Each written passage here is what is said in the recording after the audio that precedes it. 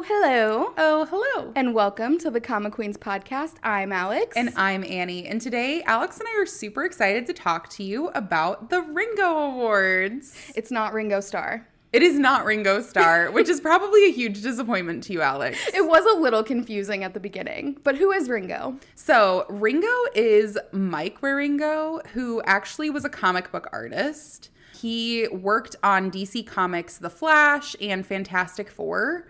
However, he passed away in 2007, but he was extremely passionate about just art and the innovative attention that could be held with the webcomics and just with those different creations in general.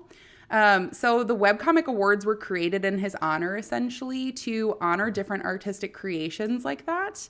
And so today we've learned that some different titles are being honored in these awards and have been nominated. And so we're wanting to talk with you all about what titles have been nominated for some different categories within the Ringo Awards. So we'll be splitting this up into 2 different episodes based on the different categories. Today, we'll be tackling category number 1, which is the Best Webcomic Release nominations.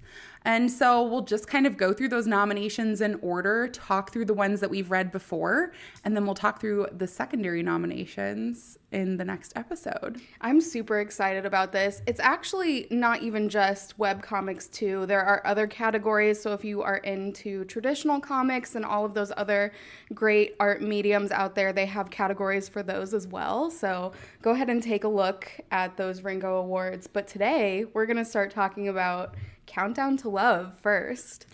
This was exciting to see. I'm not going to lie, it was a bit of a surprise for me. I thought so too. I enjoyed this series, but I think when we talked about this one concluding, I was kind of on the fence about it because of the, short, it just felt rushed at the end to me. It was a bit abrupt. Yeah, it's only 24 episodes, so it's a quick read. And just an aside, Manta has this series and the other 2 series that are nominated from Manta, which are the Fantastical After School Writing Club and The Deviless's Impression of a Princess. They're all available on Manta completely free, so if you don't have any subscriptions, you want to look into free options for comics, now is the perfect time to read these 3 stories. I will say those last 2, which obviously we'll get into in our next episode, highly, highly, highly recommend. And this one as well is a great read, especially with 24 episodes if you're kind of wanting to dip your toes. Countdown to Love is a really sweet story. But it really was surprising to see that it really made that much of an impact because especially for a shorter story, especially out of the list that they had for these award nominations, it really took me by surprise. Yeah. Essentially, it's a boy love triangle, kind of a school life as well. But it's about Hoon, who is a basketball player. He ends up getting an injury and is no longer really able to play basketball, especially at the level he was wanting to. And he basically meets a classmate, and they both have these timers in the sky that have appeared at these random times in their lives. And they're the only 2 people who are able to see them. Yeah. And Hayden has, taken this to just, his advantage and using it to, tell time and, where he needs to be at different places, which is how Hoon even recognized that Hayden also can see the timer. Yeah, he's just looking up at the sky randomly to, make sure he's, making it to class, etc. But basically, you do see that they're able to form this bond due to the countdown, but also just because they're able to go closer even without their similar interests. Yeah. They are 2 very different people, and it's kind of an opposites attract situation as well. It's a really cute story. It's super cute. I also do think the premise is pretty unique with the countdown clock counting down. It's almost got that little bit of Red String of Fate, kind of, fated lovers to it. Which I do love. Yeah. So it's a cute story. It's got a fun cat in it, Biochi. It does. Ugh, I love a good cat. Don't we all? And it's not a grandma. No, it's not. Spoiler alert for anybody who hasn't read it already. But I do highly recommend it. And again, as Alex pointed out, it is available on Manta. No subscription needed. So highly recommend giving it a go. And if you read this one out of all of them and you think that this is your favorite, you can go ahead and give it a nomination. Yeah. So next on the list is one that I have read. It's called Hungry Heart. And admittedly, I haven't read a ton of this one, but it is on Tapas. It is 45 episodes. They are not all free, so they are the daily release, but Tapas actually does like an every 3-hour release. So it is a little bit more frequent than you get on some of the other apps if you're doing like one of the timed releases. Or you can just go ahead and purchase the whole thing if you're interested and really like the story. I feel like an every 3-hour release would seem like a great thing, but I would just be sitting there staring at the countdown, waiting. Well, I had planned on like just, hitting the button to get one every 3 hours. And I did that. I hit the button and then immediately forgot about it. Yeah. So I read a few of these episodes. It is really cute.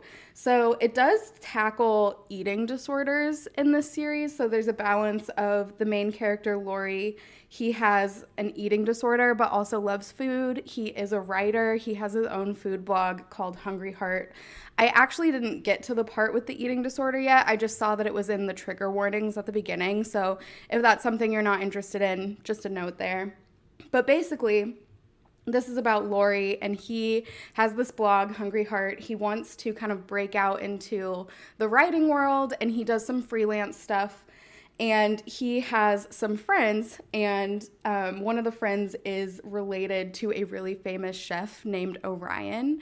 And Orion was on one of those, like, all-star chef shows, and basically like just one of those competitions where like you Chopped. can like Chopped, but like the season one, so like a full season, like Master Chef or something. So basically he won this competition when he was like 19, and Lori at the time was 16 and like watched the show every week and was just absolutely in love with Orion and like just thought he was really great at, like, all of his food looked amazing, and he's like just this beautiful guy, so he had like a crush on him and everything, and just like, childhood love there. So then they grow up a little bit. The story takes place in the future. So Amma and Pepper introduce Lori to Orion. And so he's trying to get an interview with Orion to be like, okay, I'm going to interview this great chef. This is going to be like my big break, basically, to get into the writing world. And so then he goes and he sits down in this cafe, and he's like, meeting Orion there. And Orion comes and sits down at another table. And and Lori is like, you can see he's got some anxiety too. Like, he's like, oh no, he didn't come and immediately sit down next to me. He must not think that I look professional.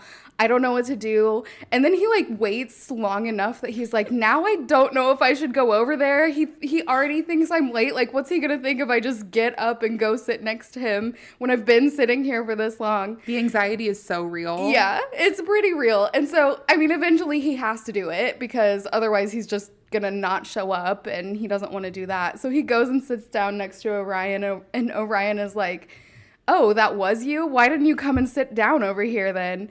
So they do their whole interview, and then at the very end of the interview, Orion gets kind of like, he gets recognized by a bunch of fans. They all come up to him. They're like trying to get autographs, trying to take pictures, all of that stuff. And he is just like not dealing with this. So he ends up leaving the restaurant before the interview is finished. And Lori's last question that he really wanted to know was about, like, if you are not cooking, if you're not on a show, what is your takeaway order that you get? And so he never answered it. So he was like, man, I guess I'm just going to miss out on that question. But then you see he gets a text notification from a random number. And it's Orion who has texted him and said, hey, I tracked down your number. Here's my takeout order. What was it? I don't remember.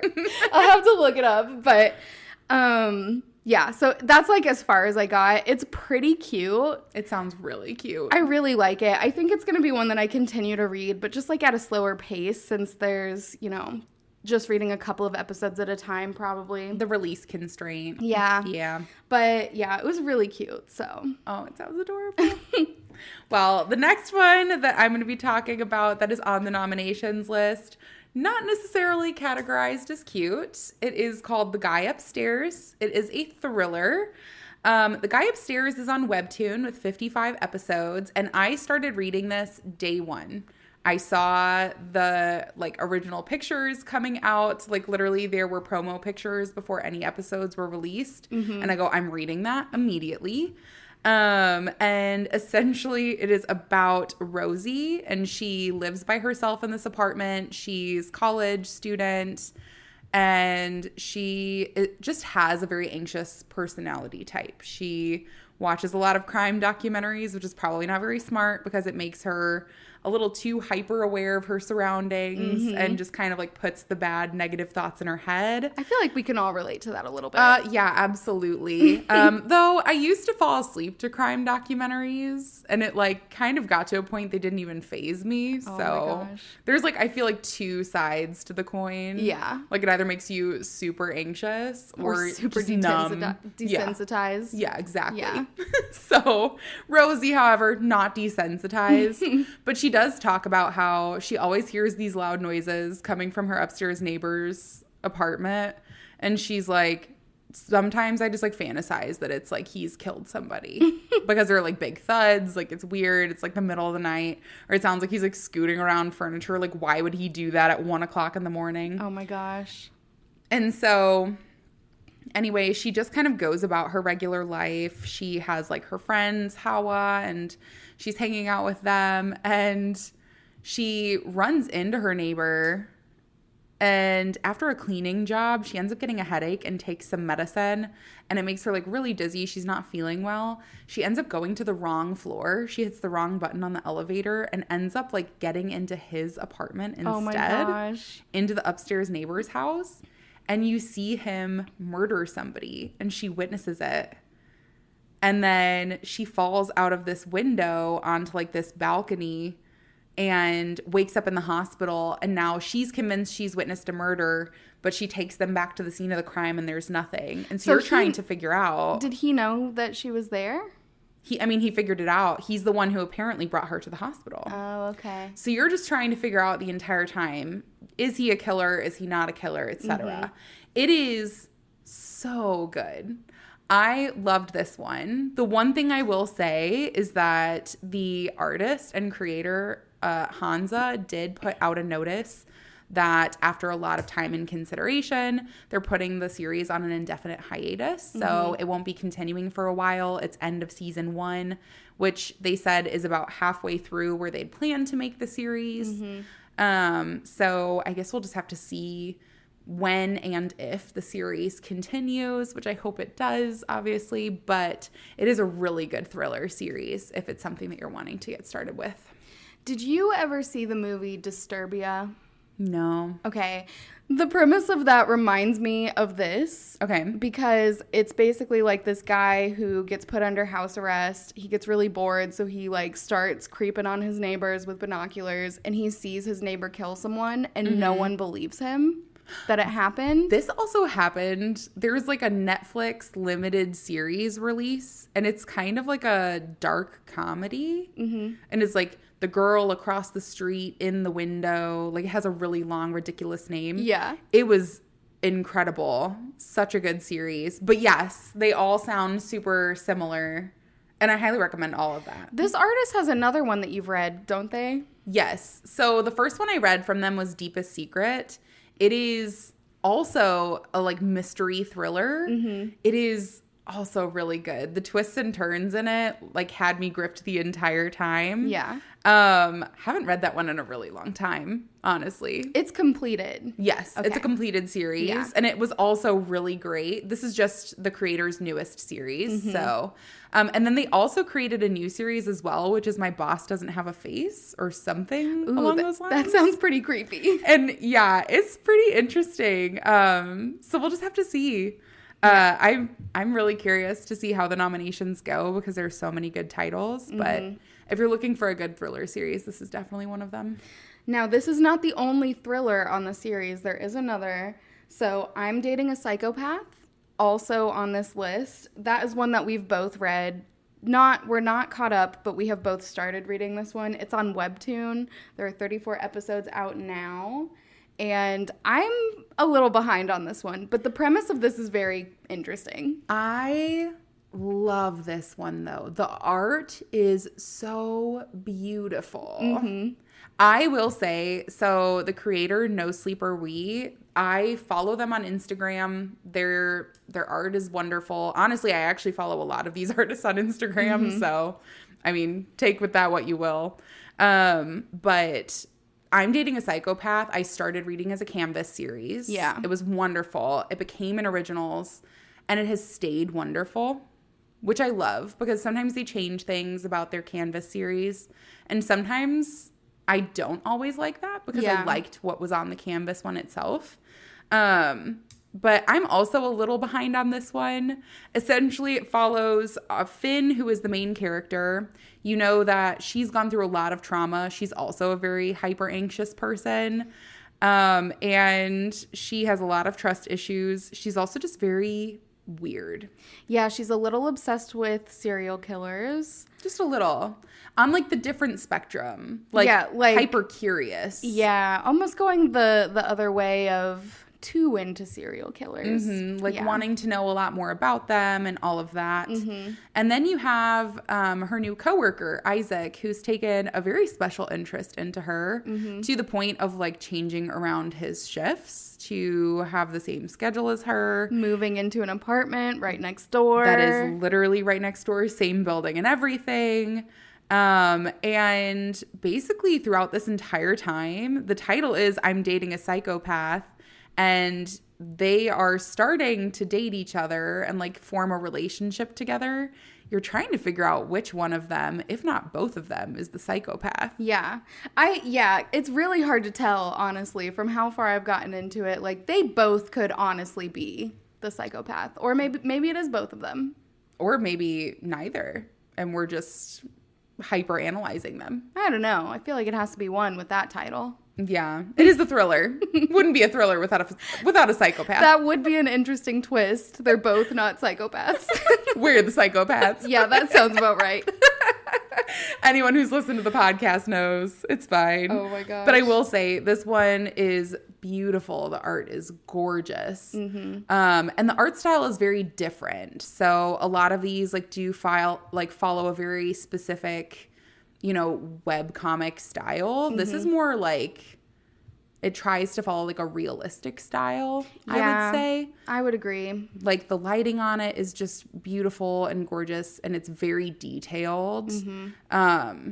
But yeah, it's definitely a really good one too. Mm-hmm. So it's tough. I mean, automatically we saw the list come out, and I don't know which one I would vote for automatically. I mean, we're going to talk about which one we want to vote for at the end, so you've got to think about it. I'm thinking. I've got my thinking cap on, so it's fine. What is next on the list? Is it Lore Olympus? Mm-hmm. Okay, so Lore Olympus, I have talked about a lot. It is one of my favorites. It is one of the reasons that I started reading webcomics. It's on Webtoon. It is 286 episodes, and it is a completed series now. So it has gone on for years. Has it turned to a daily pass now? It is not a daily pass yet. Well, so thank goodness for that. Read it now if you're interested, because I'm guessing it might turn into a daily pass eventually. I'd say probably so. Yeah, but it is a gorgeous series. We don't really need to go into the details of it because we have before. I have all of the graphic novels for it. I will continue to get them until I have the entire series. And I mean, I just love it. The art, very unique. I love Hades and Persephone as a story. It's just beautiful. It's such a gorgeous series. I absolutely love it. I know. The other thing I will flag as well is that I know she did just also win the Eisner Award for her webcomic. Mm-hmm. So that's also super exciting. Obviously, it's very well decorated, and it's for a reason. So I do think out of all of these, it's the only completed series that's been nominated here. Countdown to Love is completed. Oh, also Countdown to Love. But Countdown to Love is not 290 something episodes. 24 episodes versus 286 episodes is quite the difference. Yeah, just a little. But anyway, beautiful series. Yes. The next one is Nevermore, which I am extremely excited to talk about. So I just read this one. I'm not caught up yet. There are 108 episodes. It's on Webtoon. This is a supernatural story. It is gorgeous. This one has been on my to-be-read list for probably a year at least. Since last fall. Yeah, I talked about this one in our fall reads episode when we were going to talk about which ones we wanted to read. Well, I finally did it. Go, Alex. Go me.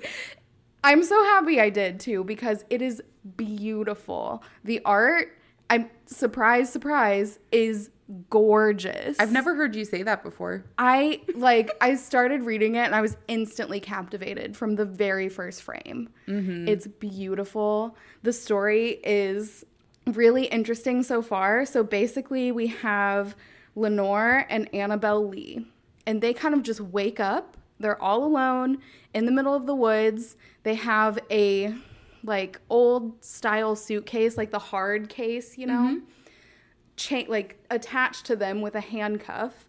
It's got their name on it, and neither one of them know who they are. Like, they don't remember anything. They just assume that, like, their name is Lenore and Annabelle Lee because they see it on their luggage. Okay. So they find each other out in the woods. They're running around trying to figure out what's going on. There's a crow who is trying to get them not to go into this, like, large building that they're kind of being called to. But the crow doesn't, like, say anything. It's just, like, you know, trying to push them away, basically. Ushering them away. Yeah, like usher them away, and is unsuccessful. They end up going onto these grounds. As soon as they get there, they meet the deans. They find out it's a school called Nevermore, and they meet the deans, which their names are Mary and Morn. They are like twins. I would say mirror twins. They have one light eye and one dark eye, like on the opposite sides. So like when you look at them, it's like a mirror. They're super, super creepy, and I love them. That sounds very to your taste. Yeah. So they come up to the two girls and, well, actually, take that back a little bit. So when they go into the school and they're, like, getting ready to start exploring, like, trying to figure out what's going on, Lenore and Annabelle say, like, they pinky promise to stay together until they figure things out. Annabelle's like convinced that this is a dream. She's like, yeah, okay, I'll stay with you, but like, you know, once we wake up, it's gonna be fine. And Lenora's like, this is not a dream. We're not dreaming. And so then they go in, they meet the deans, and the deans are like, you're late. Like, that's bad. 5 demerits to you because you're late. So they end up going into this classroom. They meet Miss Poppet, who is like the teacher. There are tons. It's like an old school, like, lecture hall, basically. Like, professor down in the bottom, all of the, like, high-rise seats going up. And so they get there. They cause a little bit of a scene. Lenore, you quickly find out, is, like, kind of against the grain, loud-spoken, and just, like, not taking things at face value. So when they tell her, like, you have to go and sit down, she's like, why? And, you know, they tell her, like, oh, you need to participate in these lectures. And she's like, no, why? Like, what are we doing here? Like, trying to figure out what's going on. So then they go into this room and they end up going to sit down. They have seats far away from each other, which Lenore is like, no, I want to be next to Annabelle. But they end up splitting up because they have to.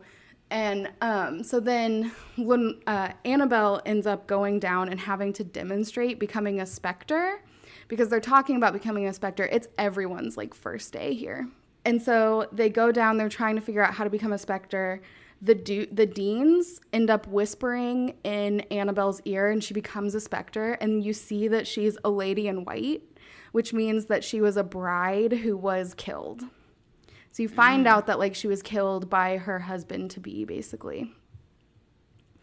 So that's so sad. It's very sad. You also find out how Lenore died, too. Actually, I don't even know if I mentioned this. Everyone's dead. So, like, this is... That feels like a key piece of information that was withheld. Yeah, everyone's dead. I didn't say that.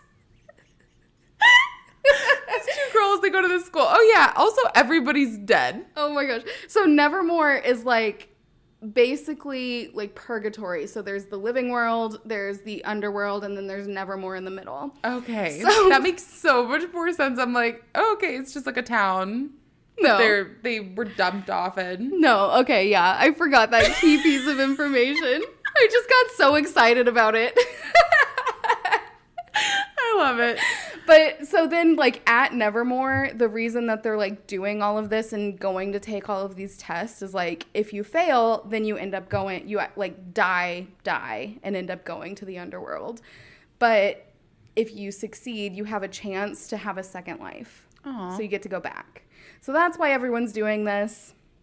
There's, like, all these different trials that they have to go through. So there's one where they go into this maze, and they're, like, you know, going through this maze. It gets more and more difficult as you go through it. It's like a Harry Potter maze, basically. Mm-hmm. And it looks, when they're, like, standing on the outside, it, like, doesn't even, it's not as tall as them. But when they go in, it's, like, way taller. And so they have to go through all these trials in there. Lenore ends up being roommates with a girl named Morella. And Annabelle Lee ends up being roommates with a girl named Ada. And Ada's kind of like a bitchy snob. Mm. And Morella's, like, super sweet. Morella and Lenore, they kind of remind me of Wednesday and her roommate also at Nevermore, if you've watched the show Wednesday. Mm-hmm. But it's like, you know, sunshine grumpy kind of relationship. Super, again, your super favorite. Cute. I love them. They're just, like, cute buddies, though. Mm-hmm. So then Lenore, like, is trying to find Annabelle because after she was turned into a specter, like, she basically passed out. And Lenore, like, tried to go help her. And so the deans, like, took her back to her room and were like, you need to stay in here. And took Annabelle Lee away to, like, be treated. So then she goes, she finds Annabelle Lee's roommate, Ada. And Ada is like, she doesn't want to be your friend anymore. And, you know, she's got new friends now. I bet she's a liar. You would hope so. But then the next day, Lenore goes and, like, tries to talk to Annabelle. And Annabelle is basically like, no, I'm not her friend. Like, I don't know what I did to make her think that we're friends. And you find out later, like, they end up in a trial together and, like, she rescues Lenore. And Lenore's like, why did you even rescue me? Like, because all this turmoil has happened. And she alludes to, like, having a greater plan. She's like, meet me later and I'll explain to you, like, why, like, what my plan is. So she's like, me and you, we're still going to get out of here. So there's, like, a long con game that she's playing with Ada, but I haven't gotten far enough to know what it is yet. So she doesn't trust Ada? I don't think so. But Lenore doesn't fully trust Annabelle either because Annabelle, like, turned on her instantly, and she's just hurt by it. Understandable. But she makes new friends, so she makes a friend called the Duke. And so they have, like, a giant scoreboard in the middle of the, like, you know, common room. Mm-hmm. And you see that Annabelle Lee is on the top because she, like, let them do that specter thing to her. She volunteered. So she has 25 points. And then Prospero, which is another character that you meet, he has 10 points. And then Morella, who's Lenore's roommate, has 5 points. And then you see all the way to the bottom of the board. And Duke has negative 25 points. And Lenore has negative 735 points. Uh-oh. So she's a little bit in the hole. A little bit. Yeah. But you know what? If it was golf, she'd be doing great right now. She'd be doing great right now if it were golf. Unfortunately, it's not. So she's not doing so hot. But basically, Duke comes up to her and is like, hey, fellow bad kid, like, me and you, we're going to stick together. Because they're both, like, negative, and they both are kind of like, we don't think that this is... Like, we don't think this is the only way. Like, we're going to figure out how to get out of here. Mm-hmm. So there's a lot going on. There's also another guy named Pluto who they end up working with because basically Morella ends up having, like, this really strong specter. And so they're in this trial. And then Annabelle Lee, Ada, and Prospero and Pluto are a team. Annabelle Lee and Ada are a team, and they've combined teams to be together. And Lenore, Duke, and Morella are also a team, and Morella's partner like died. Mm-hmm. And so then they all meet up. They end up like defeating this demon thing, and then they try and get Morella to join their group, but they say Lenore and Duke can't join them. So then they're going back and forth, and Lenore is basically telling Morella, like, you can go with them. Like, you don't have to come with us because you feel bad for us. And I think that Lenore was just, like, saying that to, like, give Morella and Annabelle, like, a fighting chance because she thought that they would be stronger together and that she could do it on her own with Duke. Yeah. And then they end up trading Morella for Pluto. And they're all like, oh, we don't want Pluto. And poor Pluto is just like this little emo boy. Aww. And finally Lenore's like, yeah, we're going to take Pluto and we're going to beat you out of this maze. And so they take him and they're like doing all the trials with him. And I love Pluto. He's great. Aww. But yeah, so they like, that's kind of where I'm at right now. They're like in the middle of these trials, just trying to figure out what's going on. You find out that Lenore, the reason that she died is because her father had arranged a marriage for her. She didn't want to be in that marriage, so she ran away. And then her brother comes to find her, and it's like storming out, and a tree falls on them, and her brother dies, and she does too. So it's very sad. So is her brother in purgatory with them? No. So I don't know what happened to her brother.